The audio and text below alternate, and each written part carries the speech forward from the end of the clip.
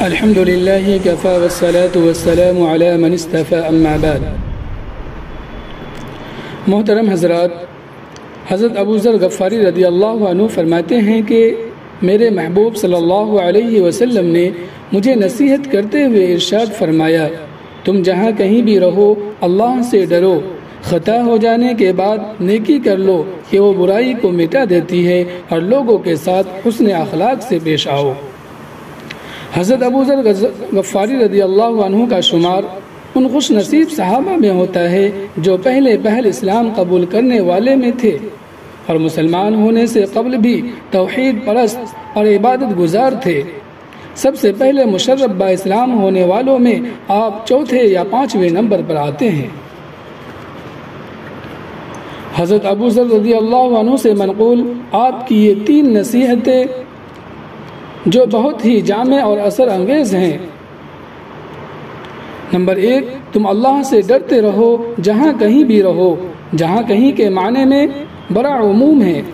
خلوت میں رہو، جلوت میں رہو، اپنے متعارف لوگوں میں رہو یا اجنبی لوگوں میں رہو، مسجد میں رہو یا گھر اور بازار میں رہو، عبادت میں مشغول رہو یا دنیاوی کاموں میں لگے رہو، جس جگہ بھی ہو، جس حالت میں بھی ہو، جس کام میں بھی ہو، ہر آن یہ بات پیش نظر رہنی چاہیے کہ اللہ ہمیں دیکھ رہا ہے، ہمارے ظاہری و باطن سے واقف ہے۔ ہم اپنے ان ظاہری اعضاء و جوارح یعنی ہاتھ، پیر، آنکھ، کان، زبان سے جو کچھ کر رہے ہیں ان کو بھی وہ دیکھ رہا ہے، سن رہا ہے اور جان رہا ہے، اور جو ہمارے اندر کے چھپے ہوئے بڑے گناہ ہیں، تکبر، حسد، بدگمانی وغیرہ، ان کو بھی اللہ تعالی جانتا ہے۔ خود اللہ جل شانہ کا ارشاد ہے، اللہ تعالی نگاہوں کی خیانت کو بھی جانتا ہے اور سینوں میں جو چیزیں چھپی ہوئی ہیں ان کو بھی جانتا ہے۔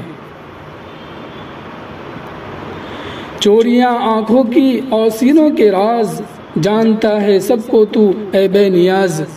لہٰذا ہمیں یہ بات پیش نظر رہنی چاہیے کہ کہیں کوئی کام مجھ سے ایسا صادر نہ ہو جائے جو اللہ تعالیٰ کو ناراض کرنے والا ہو۔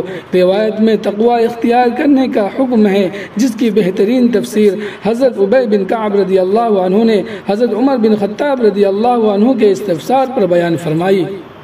ان کا سوال کرنا اور ان کا جواب دینا امت کی تعلیم کے لیے تھا، ورنہ یہ بات نہیں تھی کہ جس کو حضرت ابی بن کعب رضی اللہ عنہ بیان فرما رہے ہیں حضرت عمر رضی اللہ عنہ اس کو نہیں جانتے ہو۔ حضرت عمر رضی اللہ عنہ نے حضرت ابی بن کعب رضی اللہ عنہ سے پوچھا، تقوی کسے کہتے ہیں؟ انہوں نے فرمایا، امیر المؤمنین، کبھی آپ کا گزر ایسے راستے سے ہوا ہے جہاں دونوں طرف کانٹے دار جھاڑیاں ہوں؟ فرمایا، ہاں بارہا ہوا ہے۔ فرمایا، ایسے راستے سے گزرتے ہوئے کیا کرتے ہیں؟ فرمایا، اپنے کپڑوں کو، اپنے بدن کو سمیٹ کر درمیان سے احتیاط کے ساتھ نکل جاتے ہیں کہ کہیں کوئی کانٹا کپڑے کو نہ لگ جائے اور بدن کو نہ چبھ جائے۔ حضرت ابی رضی اللہ عنہ نے فرمایا، اسی کا نام تقوی ہے۔ نفس و شیاطین کے مکر و فریب، خراب ماحول کے اثرات اور گناہ کی دعوت دینے والی نہ جانے کتنی چیزیں چاروں طرف پھیلی ہوئی ہیں، ان کے درمیان سے اپنے دامن کو بچا کر نکلنا کہ کہیں کوئی گناہ اور اللہ کی نافرمانی نہ ہو جائے، اسی احتیاط کا نام تقوی ہے۔ تقوی کوئی الگ عمل نہیں، جیسے نماز، روزہ اور زکوٰۃ مستقل عمل ہے، بلکہ تقوی صرف اس کا نام ہے کہ ہر وقت اس پر نگاہ رہے کہ ہم سے کوئی غلطی نہ ہو جائے۔ چنانچہ خود رسول اللہ صلی اللہ علیہ وسلم نے اپنے قلب اطہر کی طرف اشارہ کر کے 3 مرتبہ فرمایا، تقوی یہاں ہوتا ہے، تقوی یہاں ہوتا ہے، تقوی یہاں ہوتا ہے۔ یعنی دل میں اللہ کا خوف ہو، اور یہ خوف بھی کیسا؟ جو عظمت و جلال کے ساتھ ہو۔ ایک خوف چور، ڈاکو اور درندوں سے ہوتا ہے، اور ایک خوف اپنے شیخ، اپنے استاد اور اپنے والد سے ہوتا ہے کہ کوئی کام ہم سے ایسا نہ ہو جائے جس سے ہمارے استاد، والد اور شیخ ہم سے ناراض ہو جائے۔ اللہ کے تئیں اس طرح کا خوف ہو، اس کی عظمت و رفعت، اس کے انعامات و احسانات، اس کی جلالت و منزلت کو سامنے رکھتے ہوئے ہو کہ ہم حقیر بندے ہیں، اس کی نعمتوں میں سر سے پیر تک ڈوبے ہوئے ہیں، لہٰذا اس کی بندگی کے تقاضے کے خلاف کوئی کام ہم سے نہ ہو جائے۔ دوسری نصیحت یہ فرمائی کہ تم برائی کے بعد نیکی کر لیا کرو جو اس کو مٹا دے۔ نامہ اعمال میں ہر نیک اور برا عمل لکھا جاتا ہے، جیسا کہ ارشاد باری ہے، پس جو کوئی ذرہ برابر نیکی کرے گا وہ اس کو قیامت میں پائے گا، اور جو کوئی ذرہ برابر برائی کرے گا وہ اس کو دیکھ لے گا۔ قیامت کے دن جب انسان کا نامہ اعمال سامنے آئے گا تو وہ کہے گا، یہ کیسا نامہ اعمال ہے، یہ کیسی کتاب ہے جس نے چھوٹی بڑی کسی چیز کو نہیں چھوڑا، اس نے سب کو ضبط کر لیا۔ اور اللہ تعالیٰ فرماتا ہے کہ پوری زندگی کے تمام اعمال کو وہ اپنے سامنے موجود پائے گا، نیز تمہارا رب کسی پر زیادتی نہیں کرتا، جو کیا ہے وہی سامنے آئے گا، لہٰذا اس کو پیش نظر رکھنا چاہیے کہ جب کبھی گناہ ہو جائے فوراً نیک عمل کے ذریعے اس کی تلافی کر لے۔ علماء فرماتے ہیں کہ اس کو بھی دیکھنا چاہیے کہ کون سی بدی کو مٹانے کے لیے کون سی نیکی چاہیے۔ ایسا نہیں ہے کہ ہر بدی کو ہر نیکی مٹا دے گی۔ نماز چھوڑی ہے اور نماز چھوڑ کر صدقہ کرنا چاہتے ہیں، اس سے وہ معاف نہیں ہوگی۔ کسی کا حق دبا لیا ہے اور روزہ رکھ کر اس کی تلافی کرنا چاہتے ہیں، اس سے وہ برائی ختم نہیں ہوگی۔ جس گناہ کے لیے شریعت نے جو نیکی متعین کی ہے وہی انجام دینی ہوگی۔ قسم توڑی ہے تو کفارہ ادا کرنا پڑے گا۔ فجر میں آنکھ نہیں کھلی اور صبح ہو گئی تو اللہ کے رسول صلی اللہ علیہ وسلم نے فرمایا، اٹھنے کے فوراً بعد نماز پڑھنا ہی اس کا کفارہ ہے۔ ہاں، کچھ ایسی بھی چیزیں ہیں جن کا کوئی متعین کفارہ نہیں، جیسے زبان سے جھوٹ نکل گیا تو توبہ کرو، کچھ صدقہ خیرات کر لو، کوئی نیکی کرو، اللہ معاف کرنے والا مہربان ہے۔ اس نصیحت کا حاصل یہ نکلا، جہاں نامہ اعمال میں برائیاں درج ہو رہی ہے تو ان کو مٹانے کے لیے نیکیوں کی بھی فکر کرو، تاکہ نتیجہ کے طور پر نیکیوں کا پلہ بھاری رہے اور یہ اللہ کی رحمت کو متوجہ کرنے کا بہانہ بنے، کیونکہ کامیابی تو اللہ کی رحمت سے ہوگی۔ ہمارے اعمال کے اندر کوئی دم نہیں ہے، لیکن اللہ تعالی جب دیکھے گا کہ بندے نے اپنی طاقت بھر محنت کی ہے تو ان کو رحم آ جائے گا اور وہ اپنی رحمت سے انشاءاللہ بیڑا پار کر دیں گے۔ تیسری نصیحت فرمائی، لوگوں کے ساتھ اچھے اخلاق کا برتاؤ کیا کرو، اچھے اخلاق کے ساتھ پیش آؤ۔ اخلاق کا تعلق حقیقت میں قلب کی کیفیت سے ہے اور عمل سے اس کا اظہار ہوتا ہے۔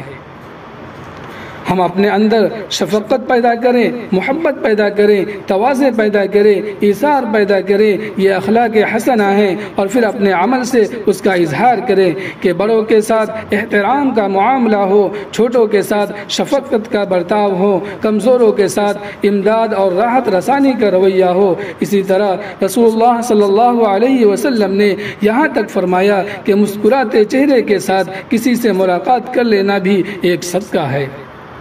لہٰذا ہم اچھے اخلاق کا مظاہرہ کریں، اور یہی وہ اچھے اخلاق ہیں جو قیامت کے دن نامہ اعمال کے ترازو میں سب سے وزنی ثابت ہوں گے۔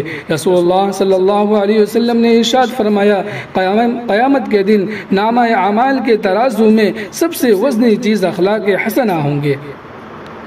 اور رسول اللہ صلی اللہ علیہ وسلم فرماتے ہیں کہ قیامت کے دن میرے قریب وہ لوگ ہوں گے جو اچھے اخلاق والے ہوں گے، اور اچھے اخلاق کا مطلب یہ ہے کہ جب اخلاق کا متاثرہ کرنے والی کوئی چیز پیش آئے اس وقت آدمی اپنے آپ کو قابو میں رکھے۔ عام حالات میں تو ہر آدمی بڑا مسکرا کر بات کر رہا ہے، بڑی خوش مزاجی کے ساتھ پیش آ رہا ہے، لیکن اس کے ساتھ کوئی زیادتی ہو جائے، کوئی بدتمیزی کر دے، کوئی گستاخی کر دے، اس وقت دیکھا جائے گا کہ اس کے اخلاق کیسے ہیں۔ رسول اللہ صلی اللہ علیہ وسلم کی زندگی کا مشاہدہ کیا جائے، پوری تاریخ پڑھ لی جائے، سیرت کی کتابوں کا مطالعہ کر لیا جائے۔ حضرت عائشہ رضی اللہ عنہ فرماتی ہیں کہ رسول اللہ صلی اللہ علیہ وسلم نے پوری زندگی اپنی ذات کے سلسلہ میں کبھی کسی سے انتقام نہیں لیا۔ حالانکہ شریعت نے اجازت دی ہے کہ جتنی زیادتی ہوئی اتنا بدلہ لیا جا سکتا ہے، مگر آپ نے اپنی ذات کے سلسلہ میں انتقام نہیں لیا، نبوت سے پہلے بھی نبوت کے بعد بھی۔ طائف کا واقعہ ہمارے سامنے ہے۔ فرشتہ آ کر کہتا ہے کہ آپ اجازت دیں تو اس بستی والوں کو 2 پہاڑوں کے درمیان کچل دیا جائے۔ آپ فرماتے ہیں کہ میں تو یہ امید رکھتا ہوں کہ ان کی اولاد میں کوئی ایمان والا پیدا ہوگا، پھر اللہ ان سے دین کا کام لیں گے۔ ایک موقع پر کسی نے کہہ دیا کہ یا رسول اللہ فلاں کے لیے بد دعا کر دیجئے۔ آپ فرماتے ہیں کہ میں لعان بنا کے نہیں بھیجا گیا ہوں، پچھلی آسمانی کتابوں میں بھی آپ کے تعلق سے کیا کہا گیا کہ آپ فطرتاً بدگوئی کرنے والے ہوں گے، نہ بے تکلف بدگوئی کرنے والے ہوں گے، نہ بازاروں میں شور مچانے والے ہوں گے، برائی کا بدلہ برائی سے نہیں دیں گے، درگزر اور معافی سے کام لیں گے۔ یہی وہ صفات ہیں جن کو سامنے رکھ کر اہل کتاب نے رسول اللہ صلی اللہ علیہ وسلم کا امتحان لیا اور پہچان کر دولت ایمان سے مشرف ہوئے۔ آج اخلاقی زبوں حالی کے اس دور میں اپنے اندر اخلاق نبوی پیدا کرنے کی کوشش کرتے رہیں تاکہ دین و دنیا میں سرفراز اور بامراد ہو سکے۔ یہ کل 3 نصیحتیں ہوئیں۔ اللہ سے ڈرتے رہو جہاں کہیں بھی رہو، برائی ہو جائے تو کوئی نیکی کر لو تاکہ اس برائی کو مٹا دے اور لوگوں کے ساتھ اچھے اخلاق کے ساتھ پیش آؤ۔ اللہ تعالی ہم سب کو ان پر عمل کی توفیق نصیب فرمائے، آمین۔ وآخر دعوانا ان الحمد للہ رب العالمین۔